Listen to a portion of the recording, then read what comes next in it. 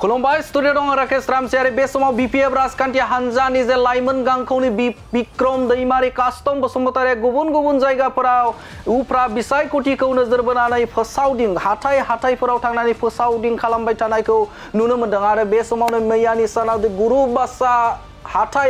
गुरुबासा हाथायाव बिसायख'थि फोसावदिङाव बाहागो लानानै बिथांमोना गोबां बाथ्रा बुंदोंमोन। गुरुबासानि थाखाय इउपिपिएल राजखान्थि हान्जाया बे समाव खामानि मावनो हायाखै। मोनसेबो जौगाथायनि थाखाय गुरुबासा हाथायनि थाखाय गुरुबासा ओनसोलनि थाखाय खामानि मावनो हायाखै होननानै गोख्रों अजद खालामदोंमोन बिपिएफ लाइमोन गांखंनि दैदेनगिरिफोरा। आरो बे समाव गुरुबासा प्राइमारि इउपिपिएलनि दैदेनगिरिफ्रा बिपुल मोसाहारिया बे समाव गोख्रों फिन जाथाय होनायखौ नुनो मोन्दों। बिथाङा बुंथिदों जे बे समाव बिपिएफ खालामनायनि सम गैया होननानै बाथ्रा बुंदों। बे समाव बिपिएफ खालामनायनि सम गैला, बे समा थिनदों इउपिपिएल खालामनायनिसो होननानै बाथ्रा बुंथिदों बिथां बिपुल मोसाहारिया। दिनैनि समा दिनै बुंदों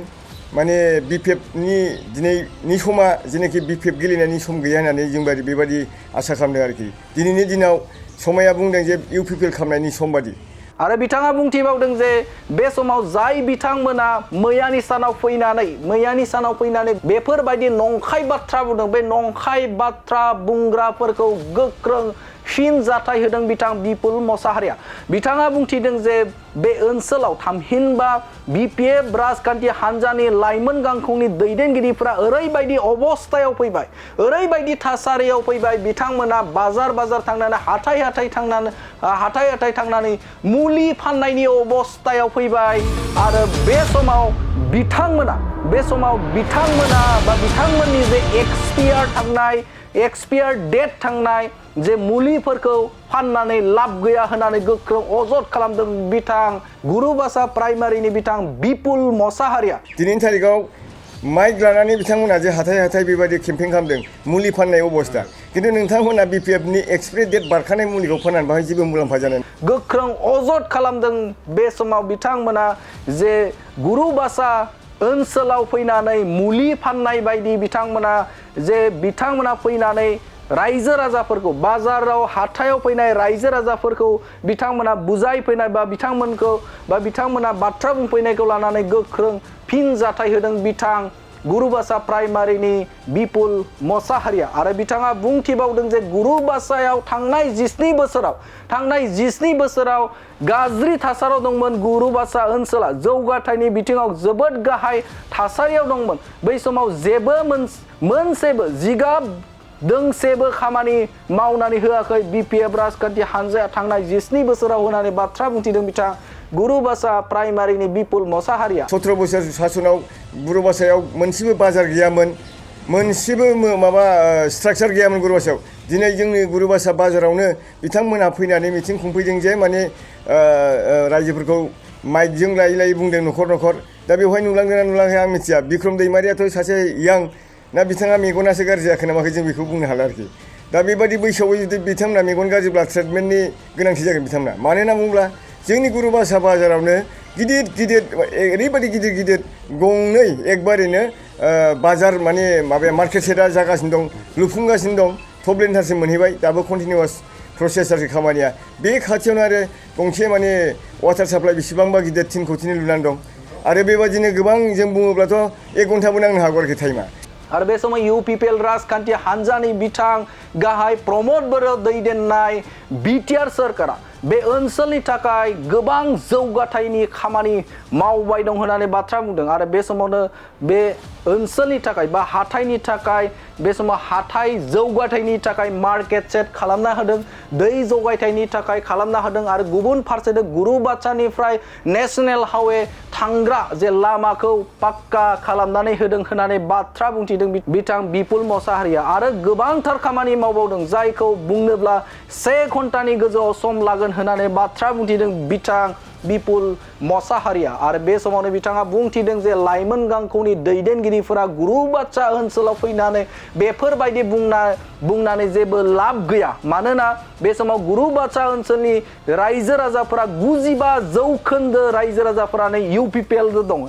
95% रायजो राजाफोरानो इउपिपिएलनो भट होगोन होननानै बाथ्रा बुंदों। आरो रायजो राजाफोरा बिथांमोननि बाथ्रा बुंनायाव नंखाय बाथ्रा बुंनायाव गलिग्रा नङा होननानै गोख्रों बाथ्रा बुंदों बिथां बिपुल मसाहारिया आरो बेनि अनगायैबो बुंथिबावदों जे गुरुबासा लाइमोन गांखं BPF आव सानैल' दैदेनगिरि दंसै होननानै बाथ्रा बुंदों गाहाय नेहाथारि आरो आफादगिरिल' दंसै होननानै बाथ्रा बुंदों आरो गुबुन फारसे नों बिनि दैदेनगिरिफोरा लाइमोन गांखंनि दैदेनगिरिफोरा बे समाव BPF नागारनानै UPPL आव जगदान जाफैजोब्बाय मोनसे समाव BRTF नि गोबां दैदेनगिरिबो दंमोन बिथांमोनाबो BRTF थामहिनबा बे समाव BPF नागारनानै UPPL आव जगदान जाजोब्बाय होननानै बाथ्रा बुंनायखौ नुनो मोनदों बिथां बिपुल मसाहारिखौ आरो बे समाव प्रमोद बर'नि दैदेननाय BTR सोरखारा गोबां बे ओनसोलनि थाखाय खामानि मावगासिनो दं जौगाथायनि थाखाय खामानि मावगासिनो दं आरो रायजो राजाफोरा मिथिगौ सिगांनि थासारि आरो दानि थासारि दा जोबोद नैबे समा BPF खालामनायनि सम नङा समा थिनाखै BPF खालामनायनि आरो बे समानो जादों UPPL खालामनायनिसो होननानै बाथ्रा बुंथिदों बिथां बिपुल मसाहारिया गोख्रों अजद होनाय माखासे बाथ्राफोरखौ आरोबाव नोंथांमोना आबुङै होनि माखासे दैदेनगिरिफोर फैनानै कास्टम बसुमतारी आरो बिक्रम दैमारी बिथांमोना फैनानै इलेक्सन फोसावदिं मेल खुंफैदोंमोन बिथांमोना जोंनि गुरुबासा बाजाराव दा बेवहाय जोङो नुनो मोनदों इलेक्सननि केम्पेइनखौ बयबो खालामो खिन्थु बिसोरो जेनोखि पार्टिनि सिस्टेम बेबादि खाराखै बादि होननानै जों साननानै दिनै बे खौरां मेलखौ जों लिंनाय जादों दा बेवहाय जों नुनो मोनदों कास्टम बसुमतारी आरो बिक्रम दैमारी बिथांमोनहा गुरुबासा ओनसोलाव जेबो जायाखै BTR सरकारा जेबो मावाखै जेबो खामानि मावनो हायाखै होननानै बिसोरो रायजोफोरखौ लिंनानै न' हाबनानै बिसोरो माइक जानानै मुलि फाननाय बादि बिथांमोनहा हाथाय गिदिंनानै बयनिबो फोसावदिंदों खिन्थु बे बिराद गाज्रि जादों जों दा बेखौनो रिप्लाइ होनो नागिरदों जे गुरुबासा प्राइमारि हिसाबै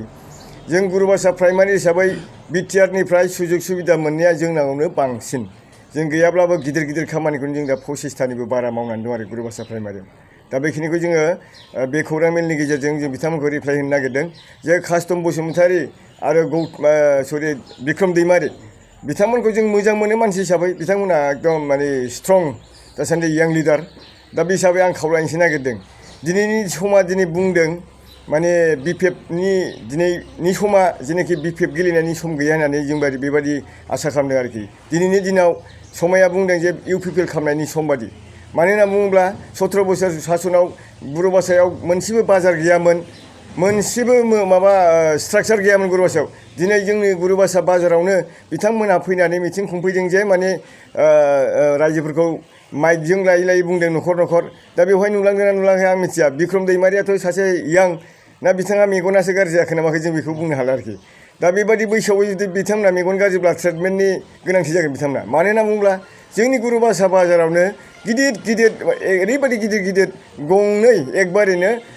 बाजार माने माबाया मार्केट सेटआ जागासिनो दं लुफुंगासिनो दं टप लेन्टारसिम मोनहैबाय दाबो कन्टिनिउवास प्रसेस आरोखि खामानिया बे खाथियावनो आरो गंसे माने वाटार साप्लाइ बेसेबांबा गिदिर 3 कौटिनि लुनानै दं आरो बेबादिनो गोबां जों बुङोब्लाथ' 1 घन्टाबो नांनो हागौ आरोखि टाइमा दा बेनिखायनो आं बिथांमोनखौ बुंदों बेबादि इलेक्सन फोसावदिंनायनि मुङाव जेनोखि नंगौ बे बाथ्राखौ बुंनानै नोंथांमोनहा इलेक्सनखौ फोसावदिं मानो होनना बुङोब्ला ओरैबादि नोंथांमोना सेक्रिफाइस खालाम आं दिनै नोंथांमोनखौ खावलायनोसो नागिरदों बिक्रम दैमारी आरो कास्टम बसुमतारी नोंथांमोनहा सेक्रिफाइस खालाम मानो होनना बुङोब्ला BPFआ थांनाय 17 बोसोराव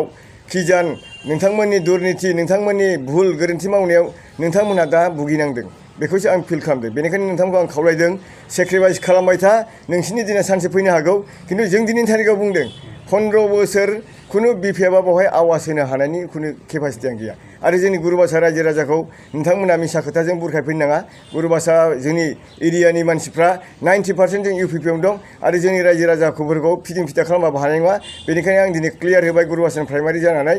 रायजोफ्रा जेबो उल्था पाल्टा साननो नाङा मैया न'खर हाबदोंब्लाबो बयखौबो माने मिसा खोथा होनना बुजायदोंब्लाबो बिथांमोना लानो नाङा आरो बिथांमोनखौ आं होनदों आरोखि दिनैनि थारिखआव माइक लानानै बिथांमोना जे हाथाय बेबायदि केम्पेइन खालामदों मुलि फाननाय अबस्था खिन्थु नोंथांमोना BPFनि एक्सपायरि डेट बारखानाय मुलिखौ फाननानै बाहाय जेबो मुलाम्फा जानाय नङा बेखिनिखौ आङो बिक्रम दैमारी बिथांनिसिम आङो खावलायबाय बेबायदि नोंथांमोनहा इयुनाव जुदि BPFखौ दलखौ गोख्रों खालामनांगौबा बै 17 बोसोर थांनाय जेनोखि नोंथांमोननि दुर्निति गोरोन्थि मावनायफोरखौ सेक्रिफाइस खालामगोन बेनि उनाव नोंथांमोनहा BPFखौ स्ट्रं खालामनो थाखाय खामानि मावबाय था बेखिनिखौबो आं नोंथांमोनखौ खावलायबाय मा खामानि मा खामानिफोर मावजाखो? मख'जाथाव खामानियाथ' जोंनाव बिराद गोबां दं जेरै गुरखा समाजफोरखौ जोङो गुरखाफोरखौबो जोङो गोजोन होनो थाखाय गुरखा भबन बेसेबांबा गिदिर लुना होबाय आरो बेजों लोगोसे गुरुबासा हाई स्कुलखौ जों हायार सेकेन्डारि बानायना होबाय बेजों लोगोसे गुरुबासा हायार सेकेन्डारियाव थांनाय जेनिखि लामा दालां बानायना होबाय आरो गुरुबासाथ' नेसनेल हाइरड बे स्कुलाव छात्र छात्रीफ्रा थांलाय फैलायाव बिराद माने जेंना दंमोन लामाया बायजोबनायमोन बेखौ जोङो थनथना बानायना होबाय बेनि उनावहाय गुरुबासा बाजाराव मोननै मार्केट सेट जाबाय आरो बेजों लोगोसे दै लोंनो थाखाय वाटार साप्लाइ गिदिर गिदिर 3 कौटिनिबो बांसिन मोननै बानायबाय बेनि उनाव BCDC भवन जाबाय बेनि उनाव फरेस्ट अफिस फैफिनबाय बेनि उनाव इरिगेसन अफिस फैफिनबाय हस्पिटाला बिराद मोजां जाबाय बेखौबो जों लुफुंना होबाय बेनि उनाव सानपुराव जोंहा माने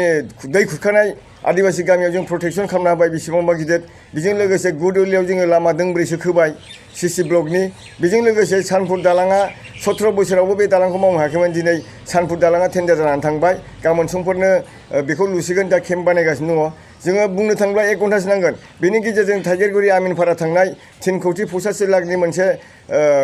माने गुडविल स्किमखौ जोङो दा CC ब्लक मावफुंना होगासिनो दं बेजों लोगोसे आरोबाव जोंहा माने बै नेपालि बस्तियावबो जोङो CC ब्लक खामानि मावदों दा बुंनो थाङोब्ला माने जोंनो 1 घन्टा नांगोन आरोखि जोंनि डेभेलपमेन्टखौ गुरुबासा हिसाबै बिटिआरआव बांसिन जों स्किम मोननो हादों होननानै जोङो हमनानै लादों आरो बे फेलियारनि लिडार होननायखौ आंबो खोनादों एक्सुवेलि बियो पलिटिकेल लेंगुवेज बावहाय जेबो ओंथि गोनां गैया मानो होनना बुङोब्ला बिथांमोनहा